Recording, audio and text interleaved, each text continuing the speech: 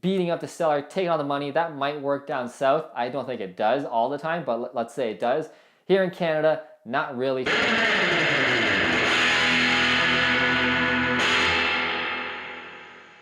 Hey, this is Matt Pichet, the Fruitful Investor and your investing coach. And today's video is about how to negotiate when you're buying or selling real estate, especially when you're investing in real estate. Now, before I get into those points, I will say that a lot of real estate investors, especially down south in America, always talk about beating down the seller. You gotta beat down the seller, you gotta take, and you gotta take it all in order to win. That's the only way to do a real estate deal. And I'm here to tell you, that is absolute bullshit, and it's not necessary in order to invest in real estate or get good deals. So let's get right into the points. Number one, you want to leave some money on the table. Now I know this is, again, for investors, this is gonna really ruin their psyche, and we've all been taught that you gotta win every single penny, you gotta take it all, because it's all about the buy. You make all the money on the buy. We've heard it all before, all that crap. It's bullshit. You want to have a good reputation, and you can do that with and still make a lot of money and still be nice in a way and make everybody happy. But in order to get a good deal, you want to have some money on the table so that the buyer or the seller feels like they won a little bit. As I guarantee you that if you go in there beating heads, trying to take every penny, that buyer or seller, whatever end you're on, is going to have a horrible time. It's not going to be smooth. You know, during your whole negotiation, you're gonna be going back and forth, it's gonna be full of animosity, and that's not the way to do deals, in my opinion. I've done a ton of deals, super nice. I've been actually given some money on deals.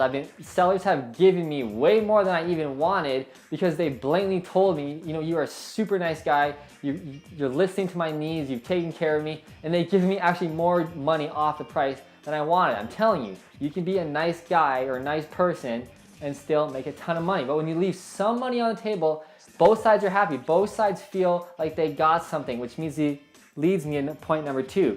Both sides have to be winners. Now in this case, it doesn't have to be money. Maybe the seller, you're trying to buy a property, maybe the seller really wants out on August 15th for some reason. Maybe they want to get their kids settled into their new house before the new school year, whatever. It could be terms, it could be closing dates, whatever. Both sides have to feel like they've won. So you have to give the other side something. It doesn't always have to be money, right? That's the easiest way to, you know, have a smooth negotiation so that both sides are happy, both sides get what they want, but could also be other things. Could be terms, you know, maybe they want to leave behind this big freezer because it's a pain in the ass to carry out, and you go, fine, I'll pay my guys to take it out. They feel like they won something. I'm telling you, you can't get good deals every single time just beating up the seller or the buyer and just trying to take it all. It's never gonna happen. You might win one or two, you know, but if you make a whole career out of that, you're gonna get a really shitty reputation, and that kind of attitude is gonna bleed over into the rest of your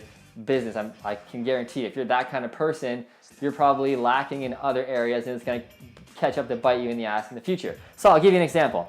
I just sold a property for one of my clients, one of my real estate investors.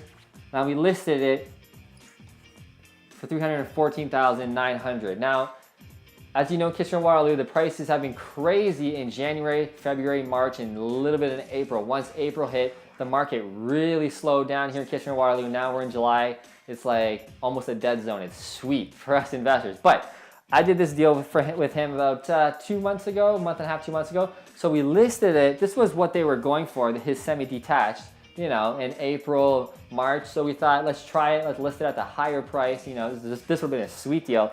Nothing came. Nobody was going through the property. You know, the market slowed down. We were a little late on that one. Okay, no big deal. He still made a ton of money on this one. So we lowered the price to $294,900. Now that was a big drop. It was a $20,000 drop. But this is what they're actually kind of worth at this time. So we lowered the price. Now we got a ton of people coming through. Lots of showings booked, yada, yada, yada. We got an offer. His offer came in, you know, the buyer's offer came in at $285,000. Now that was way too low. We knew that. That was way too low. But without being dicks and just saying, you know, get this crappy offer out here, we're never going to deal with you, we countered back at $292,000. This is our final counter. This is what I told the realtor. This is our final counter. We already dropped the price to $20,000, and I explained to him, you know, at $294,900, your buyer's getting a smoking deal. Like, let's be real. That price was already really good. Look at the comps. The price was great, and you know it. But we want to be nice, and we want to give you even more money on the table. You know, thanks for the offer. You seem like the buyers were qualified. So instead of just countering back at $294,900, which my seller was thinking, not really, that's just what I told the buyer. You know, my seller was thinking of just countering back at the asking price, but we want a deal. We want to make a deal here. So we're going to counter back at $292,000, and that's where we're staying. Now, that's not really where he would stay. He would accept it $290,000 maybe, because he's had this property for a while. He made a ton of money on this deal. But I wanted both sides to win something, right?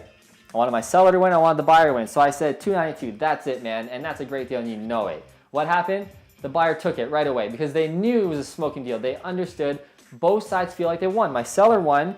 You know, he bought this property, I think it was like 160 like 7 years ago. So the principal was probably down to 120, 130. So he definitely won. The buyer won because they understood they got a good deal. Both sides felt like they won, and they did. And that's the key, I think, in my mind, to negotiating.